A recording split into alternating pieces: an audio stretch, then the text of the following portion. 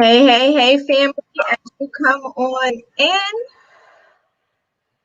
on in, just let me know you're with me. I wanted to start it off with a little music today so we can celebrate. Come on in, let me know that you're watching. I'm gonna go ahead and make sure that I go ahead and share. Let my music play a little bit.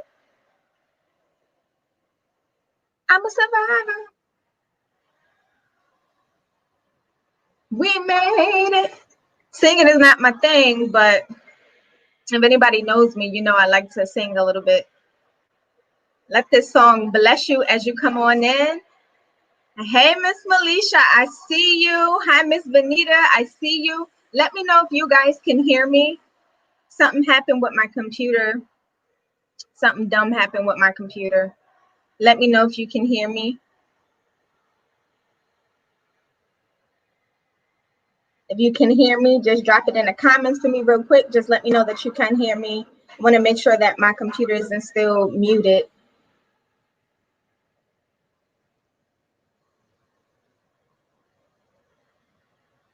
Perfect, perfect.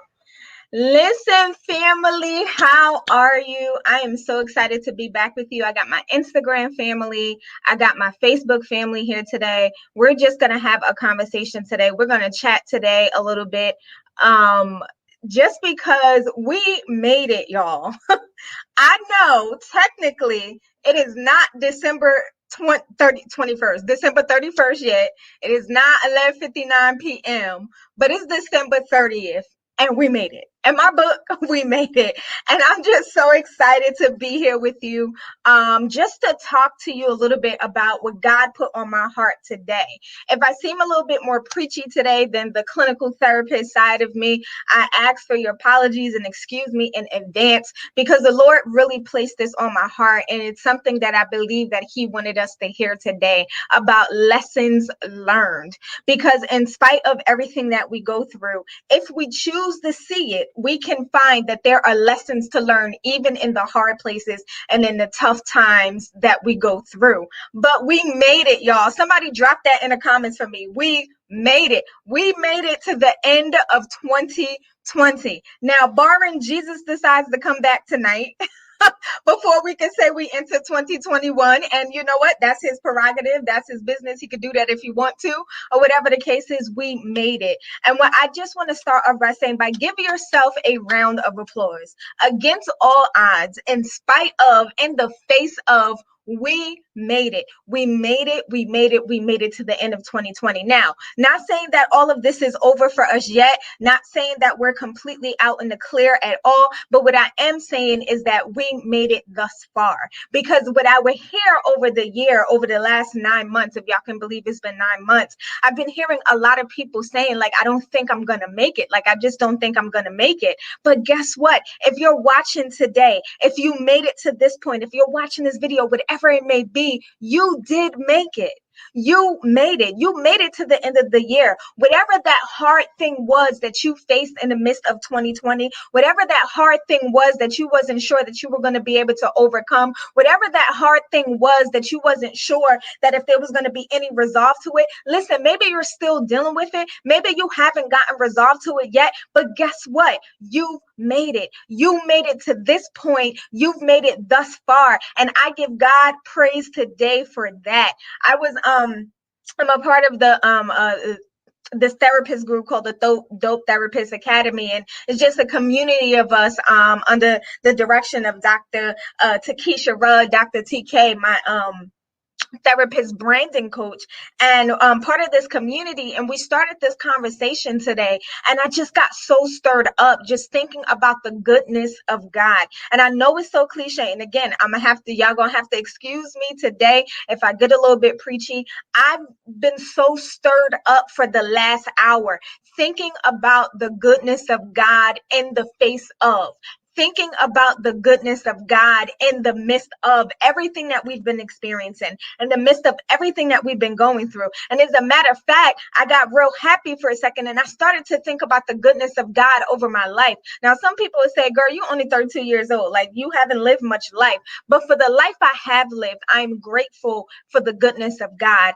And this year has made me even more grateful for the goodness of God, because in the midst of coronavirus, in the midst of death, in the midst of job loss, in the midst of all the things that has been happening, we made it, right? And so 2020 was a collective learning opportunity.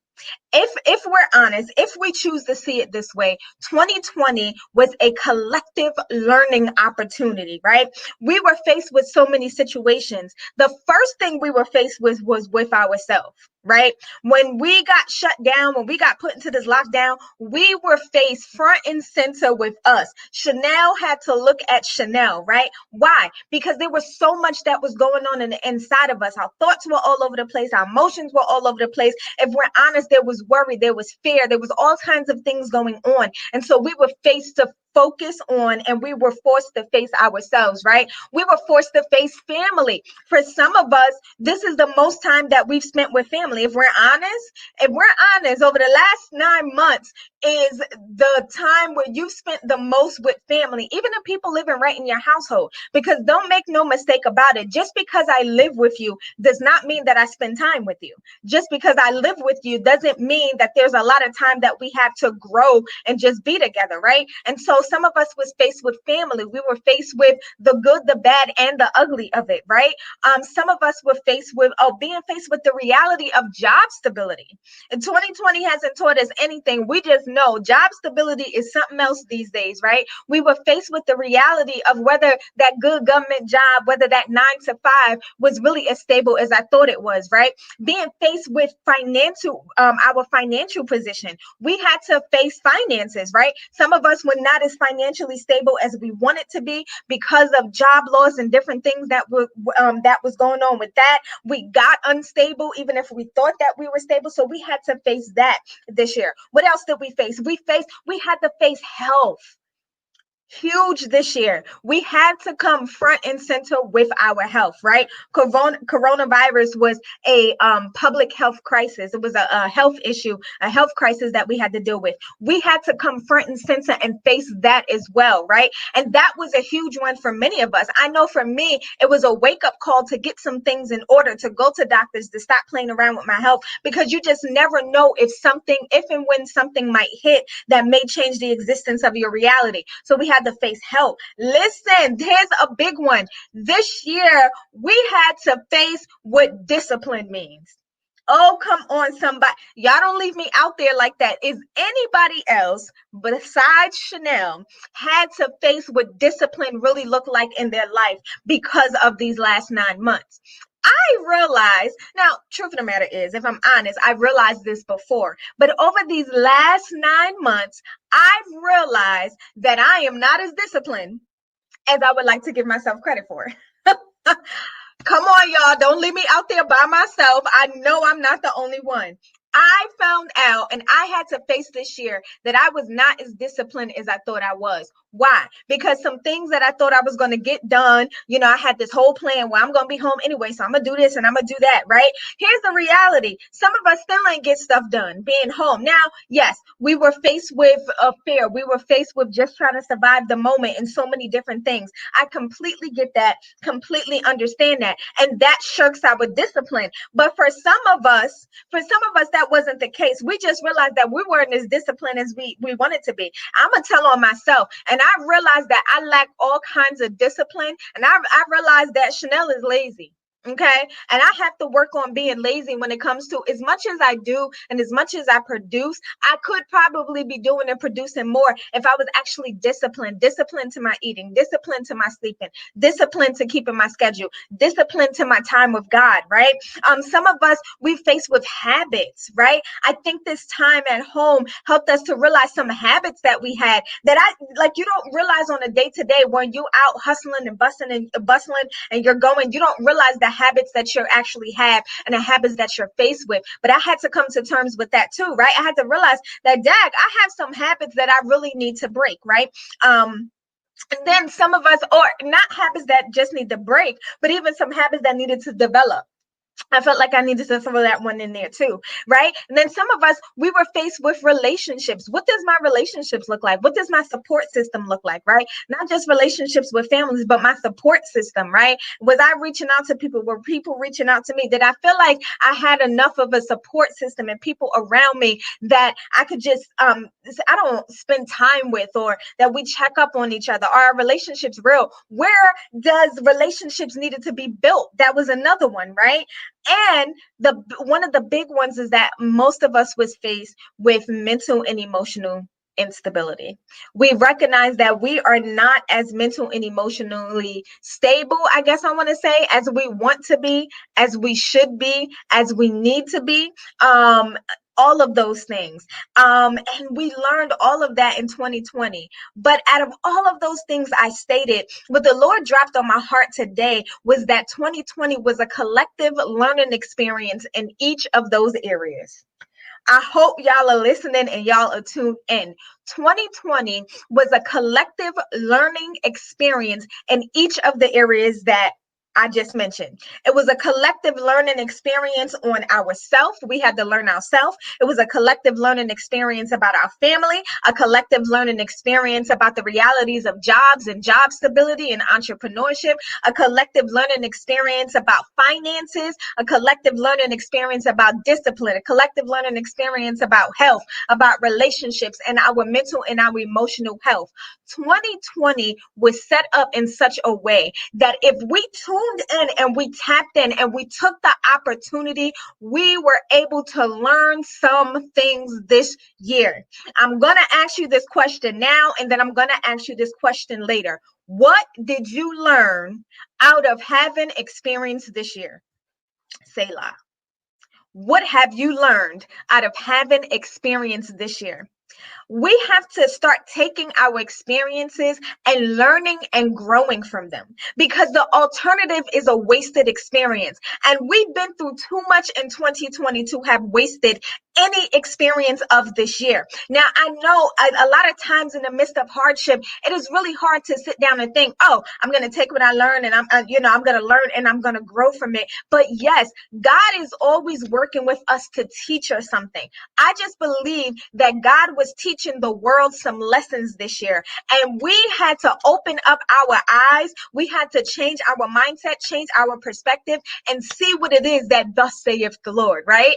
God was teaching us something this year. For those who have an ear to hear and for those who have an eye to see, we have to sit back and reflect on what are the learning opportunities that come out of this year. I'm reminded, and while it's not necessarily a learning opportunity, I'm reminded that in the Chinese culture, I believe it is Chinese or Japanese culture. Oh, forgive me if I mess this up, y'all. But I believe it's in the Chinese culture. I've learned a long time ago that their same word for crisis is the same word for opportunity. And so in the midst of crisis, you take that same crisis and it opens up a doorway of opportunity. I believe that that is what 2020 was.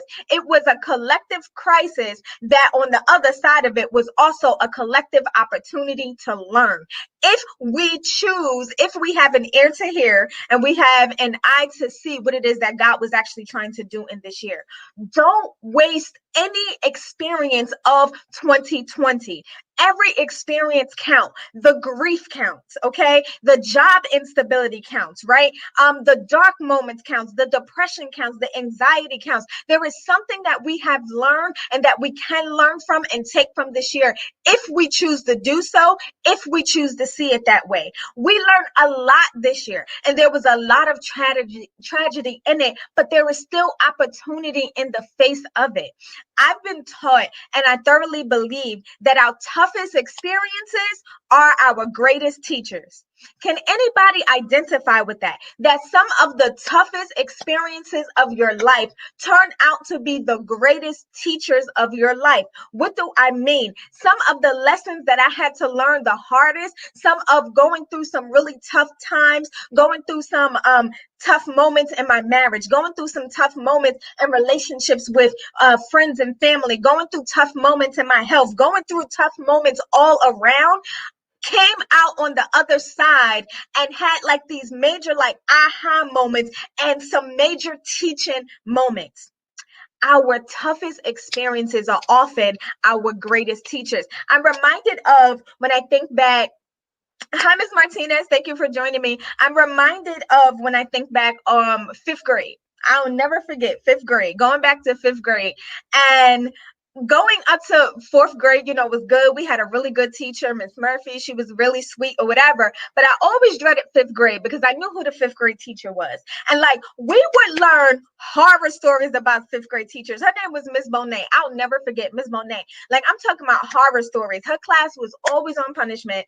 People were talking about her like she was the mean teacher. Like y'all know, like from Matilda, like Miss Trenchbow, even though Miss Trenchbow was the principal. Yeah, that's how we saw Miss Bonet, my fifth grade teacher. And so I'll never forget that summer when I graduated from fourth grade, moved up, that summer going into fifth grade, like I was nervous all summer. And the night before, I could not sleep. And I remember my mother walking me to school and getting me in line and telling my teacher, yeah, my daughter's just a little bit concerned or whatever the case is, hoping that it's a good year. And I will never forget Miss Bonet flashing me a look while my mother was standing there and says, oh, it will be a great year for all of them. But she said it in this very just like vile, vindictive kind of way. She was the toughest teacher of St. Joseph's School. She was the toughest teacher of St. Joseph's School and scared to death to have her. But out of her being the toughest teacher to date, that is the best academic year that I have had in primary school, I will say. And one of the best academic years I've had in primary school, because there's something about tough teaching. There's something about tough love that just teaches you. It pushes you to learn. It forces you to learn. It does not feel good in the moment. It does not feel good in the moment. It does not feel good in the moment. But there's something about toughness. There's something about tough love. There's something about tough situations that if we choose to see it that way, becomes our greatest teacher. Miss Bonet was tough. She was a hard teacher, but she also loved hard through her toughness. And I believe that in this year that God is loving on us hard. Yes, it was a tough year. Yes, it was hard. Yes, there were many things that happened, but I believe that through the tough love of it all, God is teaching us something if we choose to see it that way. Sometimes tough experiences is God loving on us. Again, coming from that clinical perspective, when you think about that, if we're honest, that's a hard mindset to grasp, that your tough experiences, allowing hardship in my life is part of the way that you love me. But when also thinking about the things that I've learned because of those hardships that I got through, it didn't feel like love in a moment, but the Bible says that he chastises those that he loves. And I just believe that 2020 was one of those opportunities and was one of those times. Right. And so not to beat a dead horse, 2020 was hard. It was a rough year, not being dismissive of anybody's experience, because all of our experiences this year, we experienced this year in different ways. We experienced this year at different levels. We experienced this year at different severities. And it's okay to acknowledge the roughness of it all, but don't stop there, y'all. Listen, if you hear nothing else that I hear tonight, hear this and hear me loud and clear. Don't stop at the tough part. You ever hear that quote? I think somebody said Winston Churchill authored the quote. I'm not sure, but I've heard it time and time again. But in the quote says, when you find yourself in the midst of hell, keep going. Because if you stop, you will die in that place. You will burn in that place. But when you find yourself in the midst of hell, keep going. Why? Because if I keep journeying, if I keep going, if I keep pushing through, if I don't give up, if I don't give in, if I don't throw in the towel, I will eventually get to the other side. I will eventually get to the other side. I don't care what the crisis is. I don't care what let me not say I don't care, because that's dismissive and that's not compassionate. I'm not saying that I don't care, but whatever it is, whatever hell you may have experienced, you have to keep walking. You have to keep journeying and learn the lesson that there is for you to learn on the other side of it. We've heard it said before that our pain can be our platform. I've heard this so many times in so many ways from so many different people, but our pain can become our platform. And that means that we take our experiences and we help others through their experiences, right? That's how we make our pain our platform. And man, that is my story. I am talking to you today because of the pain that God allowed in my life, and He used it to make a platform. Not because Chanel is smart, not because Chanel is so good, not because Chanel has anything, anything extraordinary or out of the ordinary. It is because there is pain that I experienced that God took and He created a platform of it. And because I got through on the other side, as my pastor, Pastor Joy, would say, I vow that I'm going to give the devil a black eye. And because I experienced so much fear, so much anxiety, so much emotional instability in my life, days where I felt like I just wasn't going to make it, days when I felt alone, days when I felt by myself, days when I felt like nobody understood, days when there wasn't a scripture that was comforting to me, days when I would pray my face out and just felt like I was getting no resolve, days when people tried to encourage me, they tried their best, but there was just nothing that nobody could say or do that would help me through. Because I got through on the other side of that, because I was able to get my healing on the other side of that, and because of what I believe the enemy allowed me to go through, as Pastor Joy would say, I vowed that I was going to give the enemy a black eye. And I'm not that smart, but what I did learn, I vowed that I'm going to spread it on so that the next person can learn, so that the next person can be encouraged, so that the next person can be uplifted. If I can prevent anybody from going through the pain that I went through, I believe it is my job to do so. I believe that we are supposed to take our pain, we're supposed to take our experiences, and we are supposed to help other people get through to the other side of their experiences. Your pain is your platform. There's a reason why you experienced what you experienced this year. There is a reason why it was full of crisis. I see you, Martinez. Yes, it was full of crisis. It was an eye opener. Yes, and repair and miracle healing. Absolutely. Absolutely. We are stronger for it on the other side of it. We are stronger for it on the other side of it. Don't allow this year, these last 9 months, to just be wasted experiences. What have you learned? I would not be here otherwise if I hadn't gone through pain. Think about that for a second. That is so powerful right there, y'all. Think about that for a second. I would not be here today talking to you, trying to encourage you, trying to pass on words of encouragement of whatever it is that I can offer you today, if it wasn't for pain in my life.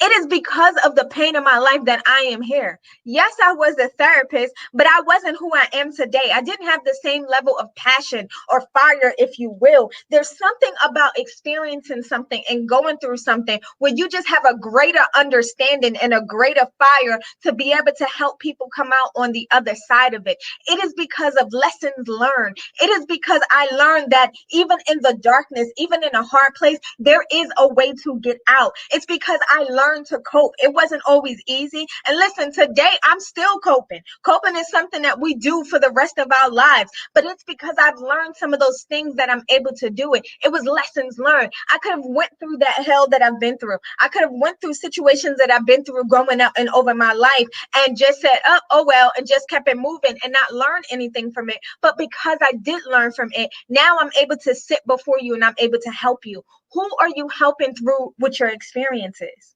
What are you going to do with your experiences? Are you going to allow them to be wasted, or are you going to build a platform so that you can go on and that you can help others to be just as strong, so that you can help others through their situation as well? And listen, everybody's platform is not the world stage. So I don't want you to get it twisted for 1 second and thinking that when I'm talking about your pain is your platform, that is some type of world stage. Everybody's platform is not the world stage, and that is absolutely okay. But guess what? You have a platform in your household. You have a platform with your children. You have a platform with your husband and wife. You have a platform with your mother and father. You have a platform with your siblings. You got a platform with your coworkers. You have a platform with your friends. If you have a business and ministry, whatever that platform is, don't think that it has to be shiny. It doesn't have to be the world stage. You have a platform. And if you allow the pain to be a foundation, you will be able to do some great and mighty things and have great impact because of the lessons that you learn through the experiences that you've been in. I believe thoroughly that part of the healing process and is to know and to know when healing is really taking effect is when we can pass it on. One of the things I discuss with my clients, and I have this one client that I've been discussing this with, that we've just been seeing so much massive growth in just a couple of months of counseling, is that now that he's had this experience, now that he's gotten counseling, even through all of the brokenness, now he's starting to tell me about conversations he's going back and have with his friends. Instead of just shooting the stuff when they get together, now he's sitting down talking with them about coping. Now he's sitting down talking with them when stuff comes through. He's able to tell them, like, listen, you need to do this, or shift your mindset, or try journaling, or whatever the case is, because he's decided that I'm going to take my pain, I'm going to take the healing that I've gotten, and then I'm going to go and I'm going to help others. If you want to know if you've really been healed, I'm not saying this is the only indicator, so don't get it twisted, but one of the indicators that you've been healed is that you're able to take what you've gone through, you've able to take your healing, and you're able to help others through because of what you've gone through. It helps you to know that healing has taken effect, and now you can pass it on. Not that you become everybody's counselor, right? But you turn and encourage and uplift and even pass on the resources, if nothing else. For all of the struggles and for all of the difficulties of 2020, take some time to reflect and ask yourself, again, here's the question: what did I learn this year? We can sit down and we can run a list of everything that went wrong. And I've even been forcing us and challenging us to even find the gratitude in everything, finding the gratitude for what I did have and what I didn't lose. But now I want you to take some time and to reflect, what did I learn out of 2020? The lessons are going to be different. I sat down and I had to reflect on that question today because I wanted to make sure that, but before I brought it to you, I actually did my work on it. And God revealed to me that I learned a lot of things in 2020 about wanting to be in control all the time, about availing myself to the will of God and allowing Him to move in my life how He's going to move. I've learned that there are things that I've been stopping myself from doing as far as entrepreneurship and as far as my business are concerned. I've been stopping myself because I got caught up in the everyday and the comfort of the 9 to 5 until the 9 to 5 started to not be a thing of comfort and stability anymore. And I'm starting to see, like, wow, I can prosper and go out there and do things that God has called me to without having to depend on a 9 to 5 to get me through. I've learned this year has actually taught me where I am emotionally, right? Just maybe 3 or 4 short years ago, I was in a completely different place emotionally. But I praise God that He's kept me and He's kept anxiety low throughout this time, and that I was able to stay even killed during this time, right? But I also learned that I have a lot of family and friends that are hurting. I also learned that I'm surrounded by people who, unfortunately, we wait until tragedy strikes and crisis strikes in order to get things together. I can go on in a list of things that I learned this year. And what I am determined is that I'm going to take what I learned this year and I'm going to use that information and I'm going to use it as fuel so that as I go into 2021, that I go into 2021 with lessons learned and use it as fuel so that I can continue to grow. And so I challenge you to ask yourself, to reflect on, what did I learn this year? Take some time to reflect. Ask yourself the question and challenge yourself to actually answer the question. Because it's so easy. It's the easy way out to say, I didn't really learn nothing. I learned that this year was hard. It's easy to do that. But what I'm asking you to do is to challenge your mindset. I'm asking you to challenge your perspective. Right? That's what I'm really asking you to do. To go beyond, yes, we know it was a tough year, but what did you learn? What are you going to take away from this year? Did you learn to wash your hands at least? I know that's crazy, but a lot of people learn that, oh, there's actually power in washing my hands. My mom telling me to wash my hands before I eat is actually a thing, right? We all learned something. So what was the lesson learned? Don't waste your experiences. Don't waste your experiences. Even if those experiences were painful, tap in and grow from it. We have to learn how to tap into pain. We are so averse to pain. And listen, I'm not saying that in a judgmental way because I don't like pain. I don't like emotional pain. I don't like discomfort. I don't like to be discomforted, like emotionally. I don't like when things like are off. I don't like physical pain. Like nobody likes it, but we have to learn to tap into it, because when we tap into our pain, that's where our greatest growth comes from. I'm reminded of the movie. I forget the name of this movie every time, and it's one of it's a Disney movie. I forget this movie every time. But anyway, the Disney movie about the cartoon characters that are the villains. I bet you it's going to come to me later. And I love this movie. I have the book and I have the characters and stuff in my office. And of course, I can't remember any of it. But part of the movie, there's a character Joy and there's the character Sadness.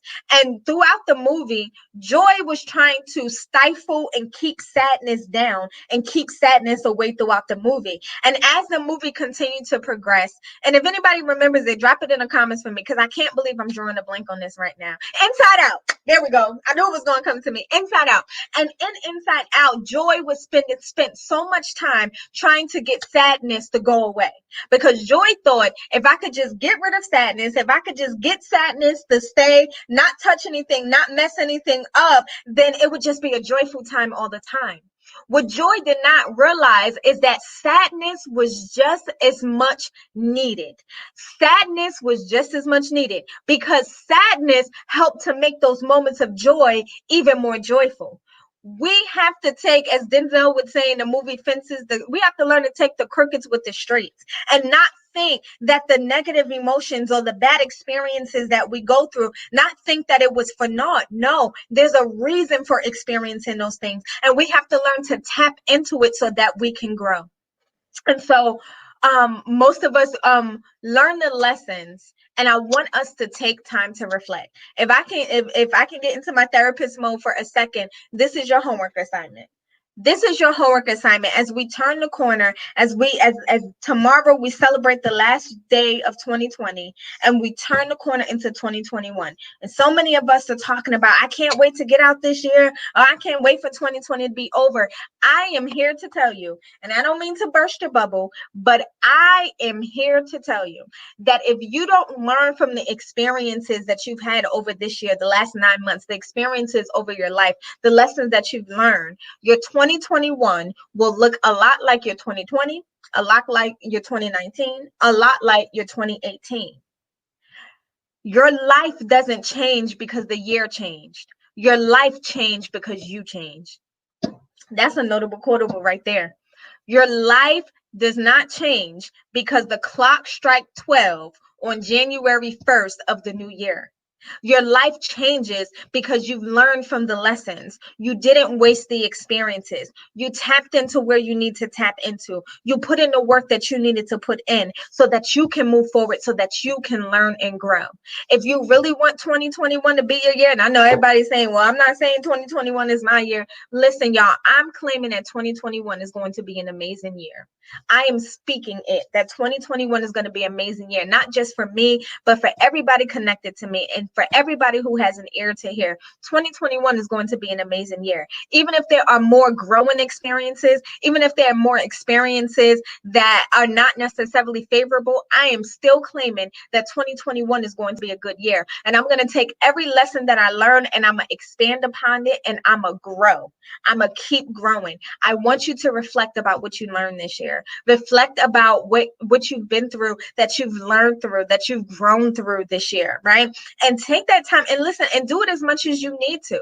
Do it as much as you need to reflect. It doesn't have to be a once a year thing. We think we need to wait till the end of the year or wait until the new year to reflect over our year, reflect over our life. Make it a daily practice to reflect over each day and figure out, what are my joys of the day? What are my concerns of the day? What did I learn today? How did I grow today? What are areas of improvement for today? If you can make that a daily practice, now I'm not saying be transparent. I don't do that every day, but I do try to sit down and reflect periodically about what are areas of improvement. What did I learn? What do I need to learn? Is it that I grow so that I can continue to grow and progress and move forward and do the work? Don't wait until the end of the year. Reflect as much as you can. Make it a daily practice. But whatever you do, do not waste the experiences of this year because there was so much to learn. And so I'm going to leave you with this. Congratulations, you made it. Congratulations, you made it. I know it was a tough year. I know it seemed like it was never going to end. I know it seemed painful.